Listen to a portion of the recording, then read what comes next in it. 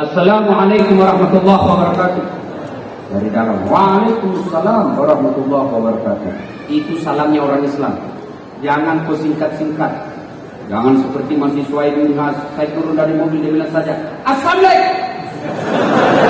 Assalamualaikum. Assalamualaikum. Kau kirim SMS.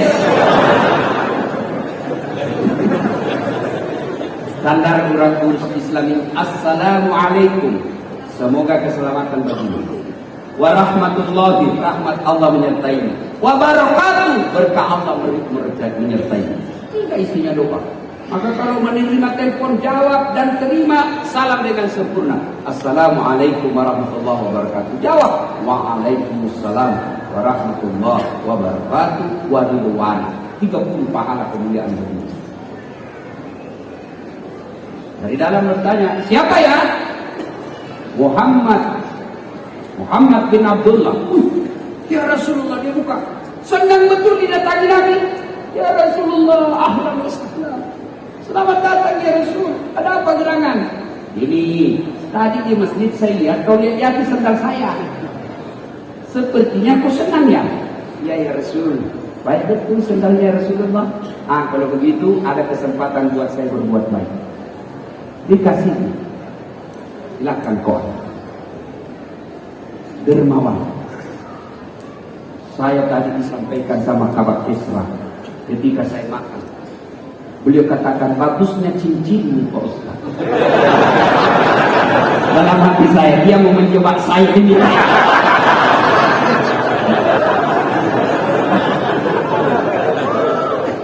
Bersedekahlah. Ustaz, kenapa rumah tangga saya kok tidak bisa tenang dalam rumah? Kamu pelit. Orang yang pelit tidak ada orang senang. Saya tanya, saudara-saudaraku, senang pejabat yang pelit atau dermawan? Dengar Pak Guru. Senang anggota DPR yang pelit atau dermawan? Masya Allah. Senang tetangga yang pelit atau dermawan? Semua senang dermawan. Tidak ada orang suka orang pelit. Bahkan orang pelit sekalipun tidak senang sama orang pelit. Jadi ke rumahnya pelit betul, padahal dia juga pelit. Maka bersedekahlah.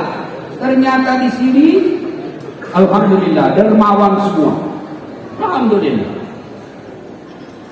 Ibu-ibu, halo ibu. Oi. Itu yang pakai cincin berlian, kalau ibu meninggal siapa yang pakai cincin berlian? Siapa? Anak. Istri kedua. Kawin lagi suamimu. Iyalah, pasti kita kawin lagi. Dia dengar istri saya Pak Guru, mamanya cek di rumah. Dia dengar di ceramah saya. Ya jadi Ustaz, nanti kalau saya meninggal kamu mau kawin lagi. Saya bilang, kau duduk di sini sayang. Saya perlu. Lalu saya bilang, sayang dengar baik-baik. Jangankan kau meninggal, kau masih hidup saja ini selalu pikiran kau kawin lagi.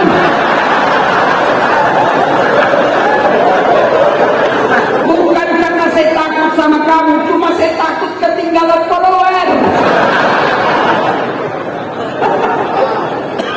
Ayo, ibu-ibu, emas berlian dari Allah kalau ibu meninggal bukan ahli waris, istri kedua yang punya. Daripada dinikmati istri kedua, mending sedekah.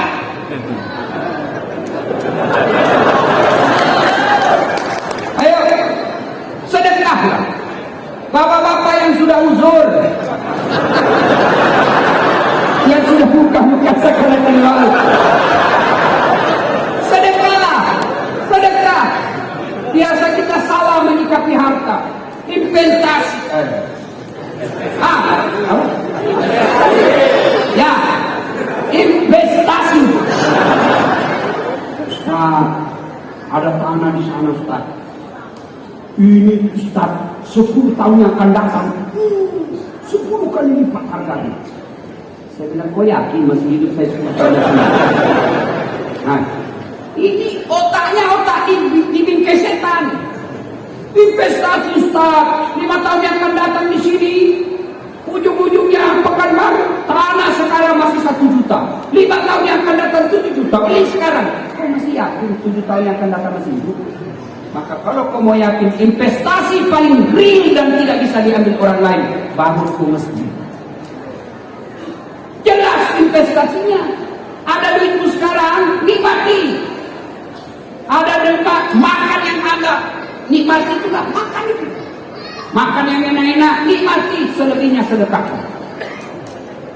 Allah tidak melarang kalian pakai yang mahal-mahal. Allah tidak melarang kalian bikin rumah yang mewah-mewah. Yang Allah tidak senang kau bikin rumah yang mewah, tapi kau tidak pernah bikin rumah ibadah.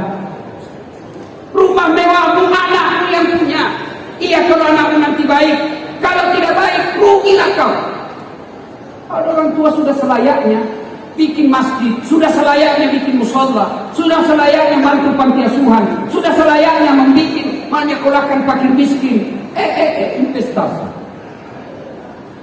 Sudah sekolahkan anaknya tinggi-tinggi, sudah itu dia kasih nikah, dia lagi yang ngongkosi. Sudah nikah anaknya, dibelikan lagi rumah. Sudah dibelikan rumah, lahir anaknya, cucunya, dia lagi yang sekolahkan cucunya. Diberikan lagi mobil, ibu cucunya diberikan lagi mobil. Tidak salah, tapi bapak keliru kalau bapak tidak pernah bikin rumah ibadah. Iya, kalau anaknya baik. Nanti anak yang kirimkan saya ketika saya meninggal, jangan harap. Kalau anak yang baik, anak kita baik, tapi takut sama istrinya. Apa? Sedekah-sedekah bapakmu terus, bapakmu sudah mati, itu anakmu belikan mobil. Terpaksa tak jadi sedekah buat bapakmu, yang sudah meninggal. Ada di sini, bapak-bapak takut sama istrinya? Ada? Bukan takut, suruh. Dengar ini baik-baik, berhenti kau jadi laki-laki kalau takut sama istri. Ngamuk dia Ustaz, kenapa kalau dia ngamuk? Nangis dia Ustaz, tidak apa-apa dia nangis. Dia pecahkan piring Ustaz, kalau dia pecahkan satu musibah. Dia pecahkan satu, pecahkan semua. Kenapa? Piring gelas boleh dibeli, harga diri sebagai suami tidak boleh dijajah sini. Yang takut itulah yang takut sama istri. Salatullah salamullah ala Rasulillah. Salatullah salamullah ala Yasin Habibillah. Bapak-bapak, kira-kira kalau bapak sudah meninggal masuk kubur, apa masih ada bisa yang bantu kita? Pak Kapolda punya anggota dimutasi jauh sekali pedalaman Riau, tidak ada sinyal, jalan jelek, menderita di sana. Masih ada pilihan? Masih ada pilihan? Masih Pak Jenderal. Apa pilihan? Pensiun dini. Tidak ada usaha. Pegawai kantor gubernur salah pilih kemarin.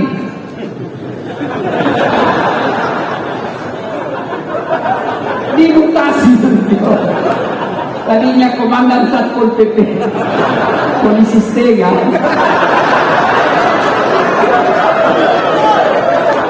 Enggak? Dimutasi. Masih ada pilihan? Masih. Apa pilihan? Tunggu 5 tahun selesai jabatannya. Tidak bisa menunggu, masih ada pilihan. Apa pilihan? Pensiun. Minta pensiun. Selesai. Saya merantau dari Tanah Bugis ke bumi Lancang Kuning sini. Ternyata tidak bisa cari nafkah dengan baik. Menderita saya di sini. Masih ada pilihan? Apa? Pulang kampung. Masih ada pilihan. Dunia menderita kamu, masih ada pilihan. Tapi dengar saudaraku, demi Allah, begitu kau masuk kubur, senang tidak senang, tinggal kau di situ. Tidak boleh kau keluar lagi. Begitu kau keluar, lari satu kampung. Dan pada saat itu tidak ada pilihan. Pilihan yang bisa menolong kita, sedekatul jariyah. Bersedekah. Gimana saya mau bersedekah Ustaz? Saya kan orang miskin. Sedekah saudaraku tidak selamanya duit. Sedekahnya Pak Gubernur, jangan kau selalu datang bawa proposal, nanti ditangkap beliau? Apa sedekahnya gubernur? Bikin perda yang mensejahterakan rakyat provinsi Riau. Itu sedekahnya Pak Gubernur. Apa sedekahnya polisi? Jangan kau minta duit sama Kapolda. Berapa gajinya? Apa sedekahnya Kapolda? Tertibkan lalu lintas. Potong kepalanya itu anggota yang nakal. Kata Kapolri. Bukan saya, Kapolri. Ayo, sedekahnya polisi bukan dengan dikasihnya duit. Berapa kasihan duitnya gajinya polisi? Apa sedekahnya? Menjadi pelindung, pengayom dan pelayan masyarakat.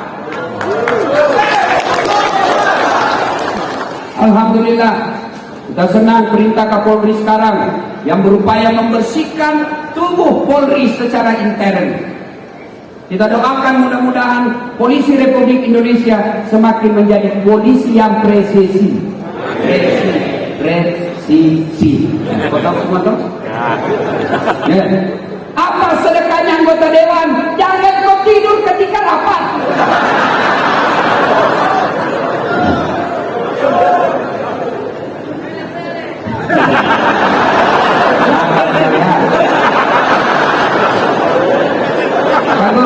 Bagus dengar ceritanya anggota DPR dia hilang. Nah, masuk ini yang ada penghafal Quran Pak Gu, masuk surga. Begitu masuk surga dilihat nih, kenapa banyak anggota dewan ini di surga? Di negara saya ditangkap gara-gara korupsi. Dia datang protes sama malaikat penjaga surga. Malaikat, kenapa banyak anggota dewan di dalam sini? Di negara saya ditangkap mereka itu korupsi. Dia bilang penjaga surga, tidak usah beribut, ini cuma reses.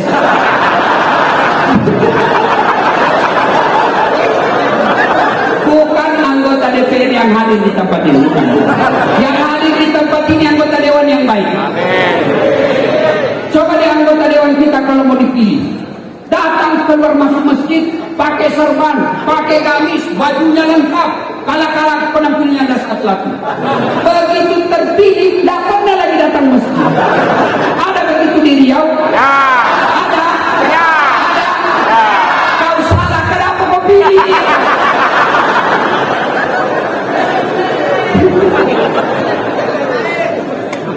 Ada lagi cerita di Pak.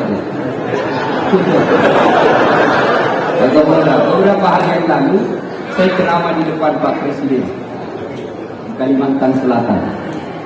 Bapak Presiden yang terhormat, di depan pintu surga, ketika penghuni surga sudah mau masuk, tiba-tiba macet kunci.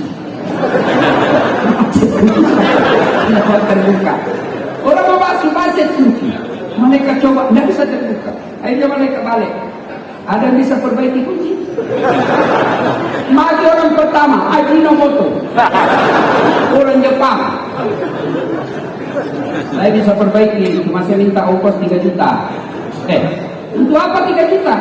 2 juta pergantian barang rusak, 1 juta biaya kerja. Oh begitu. Oh berdiri orang kedua, George, Amerika. Saya bisa lebih hebat dari dia, cuma saya minta agak lebih sedikit. Kata malaikat, berapa? 5 juta mas bro. Untuk apa 5 juta? 2 juta biaya riset, penelitian, kita mau tahu apa sebabnya supaya tidak terulang. 2 juta lagi pergantian barang yang rusak, 1 juta saja biaya kerja. Oh begitu. Maju orang ketiga. Saya bisa lebih hebat dari ini, lebih jago saya dari ini 2. Siapa kamu? Broker.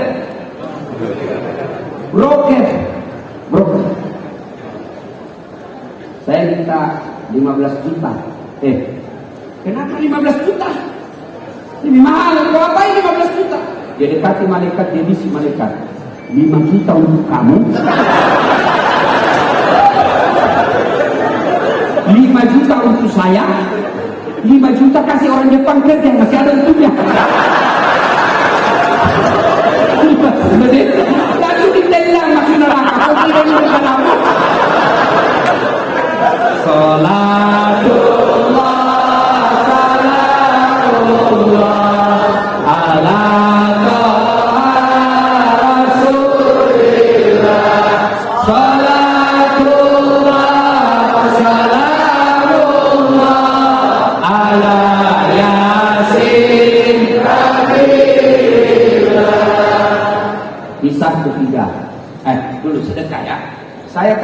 miskin Ustaz.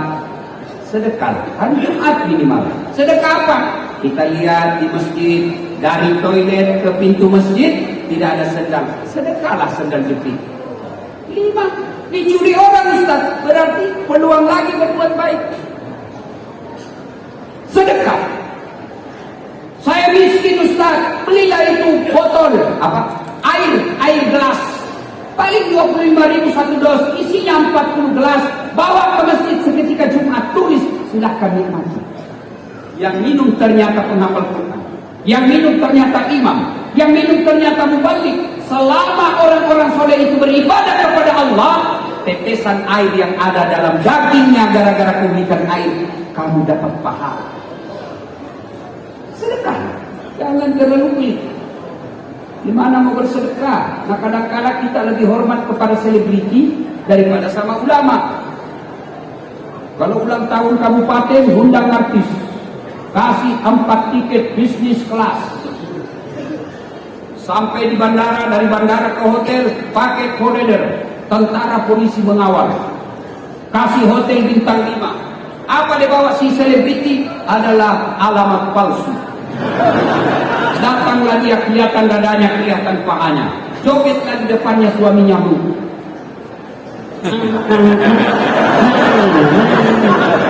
Enggak juga ini pegangnya kita pahanya, paling kasih dia saja ya. Bulan kasih uang 100 juta. Sampai di Jakarta dia pakai maksiat duit kita yang 100 juta itu. Begitu cara kita menghormati para seleb yang hanya datang hura-hura. Tapi begitu Bapak mengundang penghafal Quran datang, yasinan di rumah, datang baca yasin, barasandi di rumah, Bapak jemput tidak, dikirimi Grab. Grabnya motor tua, satu sadelnya di belakang, tidak ada stang kakinya, kan tundang kaki. Hujan satu mantel kita berdua. Sudah sampai di sini lagi, tinggal 2 tikungan. Begitu 1 jam kita barasanji di dalam sallallahu alaihi Muhammad sallallahu alaihi wasallam. Begitu mau pulang kasih duit 50.000, ditusuk-tusuk pula. Kata suaminya, masa kok cuma kasih 50.000? Apa dengan istrinya? Ya sudahlah, tambah pisang 2 sisir dikit. Kau ketawa karena kau begitu kelakuanmu. Kasihan ini, bagaimana anak kita menjadi penghafal Quran? Perlakuan kita kepada hafiz-hafizah tidak hormat. Alhamdulillah Provinsi Riau, kita hormat kepada Pak Gubernur yang mengirim anak-anak Riau untuk hafal Quran di Pulau Jawa. Alhamdulillah. Bagaimana anak kita mau sekolah pesantren, temannya dilihat joget-joget di panggung nyanyi, pulang bawa motor. Dia pulang baca-baca berdoa di rumah, pulang bawa pisang. Saya bilang mamanya, tidak usah kerja di Ustaz. Coba lihat itu, 1 jam dia pergi cuma bawa pisang. Lihatkanlah ulama-ulama kalian, jangan terlalu pelit. Ibu bapak, saudara-saudara sekalian, hikmah yang berikutnya. Nabi bangun sholat tengah malam. Tiba-tiba Aisyah juga bangun. Didapatinya Rasulullah lagi sholat tengah malam. Nah, Aisyah menunggu Nabi. Ternyata masih lama. Akhirnya Aisyah tertidur lagi. Bangun lagi Aisyah, didapatinya Rasulullah masih sholat. Tertidur pula Aisyah. Bangun ketiga kalinya, masih juga sholat. Nabi selesai sholat. Selesai sholat, Nabi didatangi oleh Aisyah. Lalu berkatalah Aisyah, ya Rasulullah, Anda kan tidak punya dosa, Anda kan jangan masuk surga. Kalau ibadah biasa-biasa saja, jangan terlalu panjang-panjang. Kata Nabi, wahai Umairah istriku, apakah tidak baik kalau saya disebut abdan syakura, hamba yang pandai bersyukur? Hikmah yang kita bawa pulang, ayo tingkatkan kecintaan beribadah. Alhamdulillah saya lihat kalian semua rajin dengar dakwah, tapi semua tidak ada guna ketika tidak ada action ibadah. Pengetahuan belumlah sempurna kalau kita tidak lakukan dalam kehidupan sehari-hari. Ibadah apa yang mendasar kita lakukan? 1, ketika ada masalah dalam hidupmu, berdoalah kepada Allah Subhanahu wa taala. Semua kita pasti punya masalah. Di depan saya semua muka-muka punya masalah. Saudara-saudaraku kepala dinas, saudara-saudaraku pegawai ASN di kantor gubernur, kalian mau menjadi pejabat, tidak usah cari muka sama gubernur. Kamu sudah punya muka. Ada begitu ASN kalau di depannya gubernurnya kagak punya harga diri dia Pak. Santai Pak Bos. Biar gubernur senang sama kamu, kalau istrinya gubernur tidak senang, tidak jalan kamu. Iya pastilah. Apalagi kalau istrinya Pak Gubernur, sudah saya tidak boleh gitu nak buang. Pokoknya bulan depan saya tidak boleh yang terjadi. Hancur kau, hancur.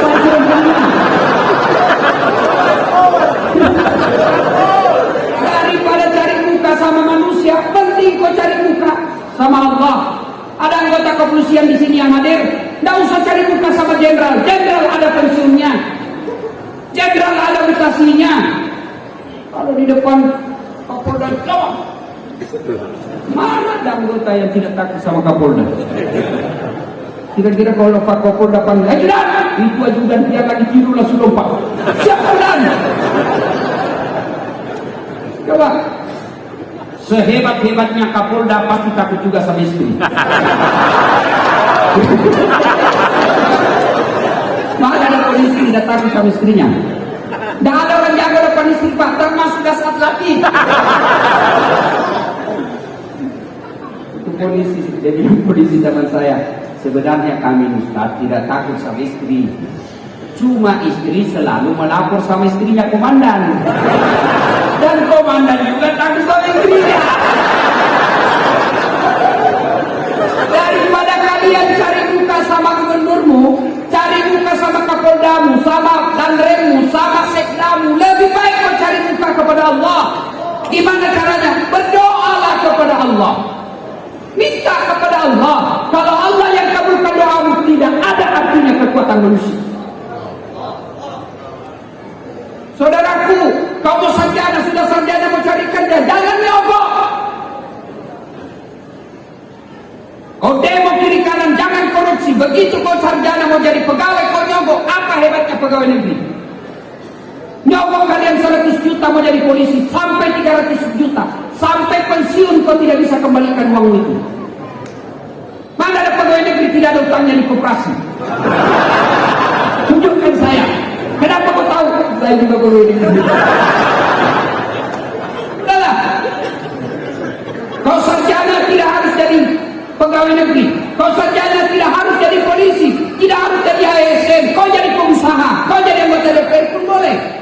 Ada yang sarjana, kau pulang kampung, masa kau tidak bisa dapat di kabupatenmu 1.500 suara, 1.500 suara, insya Allah kau duduk di DPR. Perbaiki negaramu. Jadi anggota DPR yang jujur. Kalau kau waktu kuliah kau demo pejabat yang korup, begitu kau menduduki jabatan, kau aplikasikan protesmu yang korup itu. Tidak mesti kau jadi pegawai negeri hanya nyogok. Saya mau jadi pegawai, boleh, tapi jangan nyogok. Minta tolong kepada Allah. Allah kabulkan, tidak ada yang bisa hilangkan namamu. Hakul yakin. Saya punya pengalaman, dulu dihilangkan berkas saya. Alhamdulillah, terpilih juga kalau Allah yang mau. Tak ada mustahil di sisi Allah. Berdoa kepada Allah. Sudah berdoa, belajar, tidak lulus. Percaya yang kau tempuh itu, yang kau minta itu tidak baik buat kamu.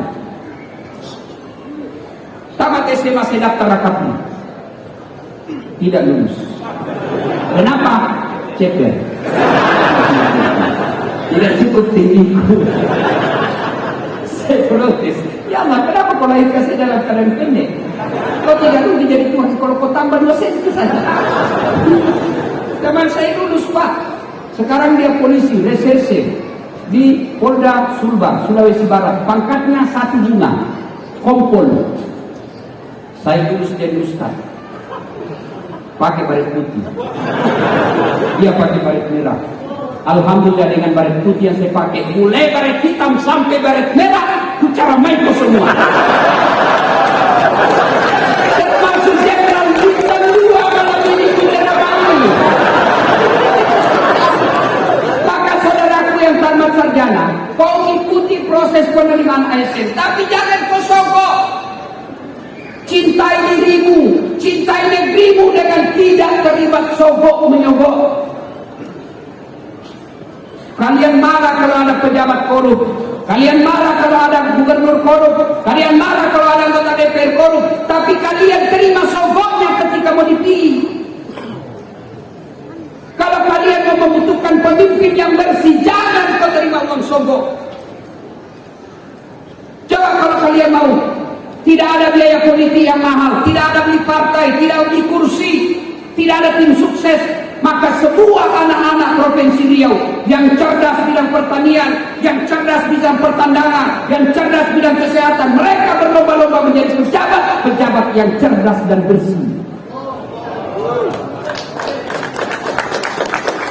Maka membersihkan negara kita ini, bermulalah kalian, jangan terima uang pilkada. Kalian juga calon pemimpin, jangan kau sogok rakyatmu. Kalau rakyat tidak mau menerima sogok, pejabat yang mau jadi pejabat lagi tidak menyogok, maka terbentuklah sistem pemerintahan yang bersih, yang insya Allah rakyat ikut menikmatinya.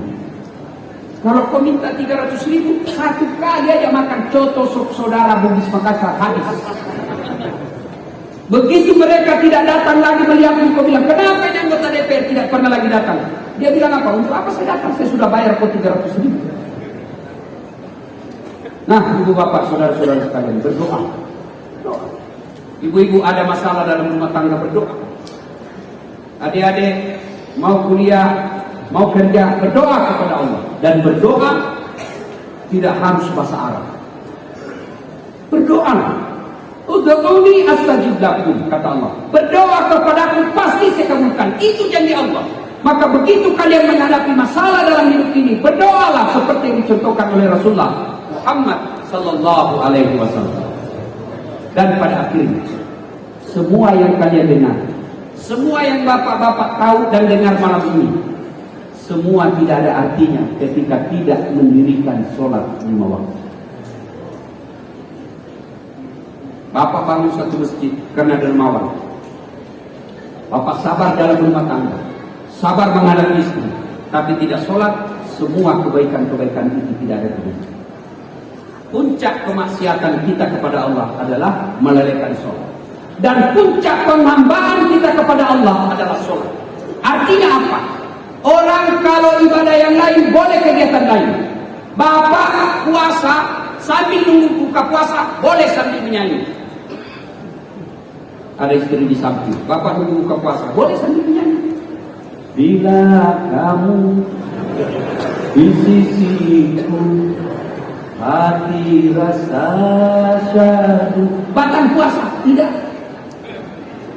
Bapak lagi haji tawaf sambil dagang haji, boleh bawa rokok dia jual. Dagang itu ada banyak begitu Pak. Sah hajinya, sah. Sambil tawaf menyanyi, sah hajinya, sah. Labbaik Allahumma labbaik, labbaik la syarika lak labbaik, innal hamda wan ni'mata laka wal mulk la syarika lak. Sah hajinya. Tapi sholat, puncak penghambaan kepada Allah, tidak boleh kau sambil dagang, tidak boleh kau sambil nyanyi. Allahu Akbar, begadang jangan begadang. Apa alasan kita tidak mau sholat? Ada orang biasa bilang, tak penting sholat, yang penting hatimu. Kalau ada yang bilang begitu, tanya siapa Nabi? Nabi Muhammad paling bersih hatinya, Nabi Muhammad paling baik akhlaknya. Dia tetap sujud beribadah kepada Allah. Saya sakit Ustaz, ada kala sakitnya Nabi Ayub alaihissalam, seluruh anggota tubuhnya dimakan ulat, tapi dia tetap beribadah kepada Allah. Saya kaya Ustaz, adakah kala kayanya Nabi Sulaiman alaihissalam, yang pekarangan rumahnya satu diantaranya adalah kerikil-kerikil emas, tapi dia tetap sujud beribadah kepada Allah.